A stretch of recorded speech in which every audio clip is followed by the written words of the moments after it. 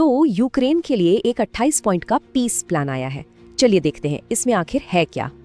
लेकिन सवाल ये है कि इस शांति की कीमत क्या होगी, और ये यूक्रेन को काफी भारी पड़ सकती है।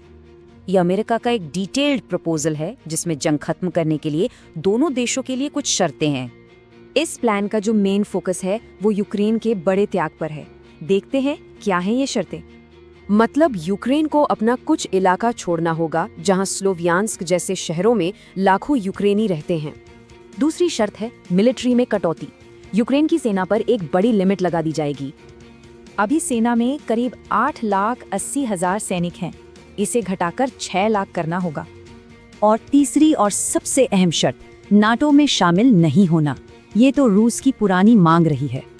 तो कुल मिलाकर ये 3 बड़ी शर्तें हैं जिन पर ये पूरा शांति समझौता टिका है। अब इन शर्तों पर यूक्रेन का क्या कहना है? प्रेसिडेंट ज़ेलेंस्की ने गहरी चिंता जताई है। उनका ये कहना साफ दिखाता है कि यूक्रेन कितनी मुश्किल सिचुएशन में फंसा हुआ है।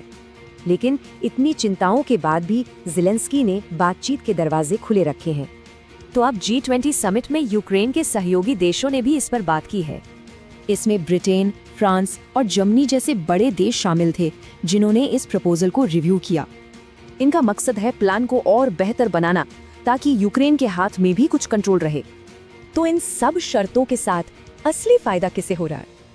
देखिए, रूस को जमीन मिल रही है, आर्थिक पाबंदियां हट रही हैं और G7 में वापसी का रास्ता भी खुल सकता है। तो अगर आमने सामने रखकर देखें तो यूक्रेन को नुकसान और रूस को काफी फायदा दिख रहा है।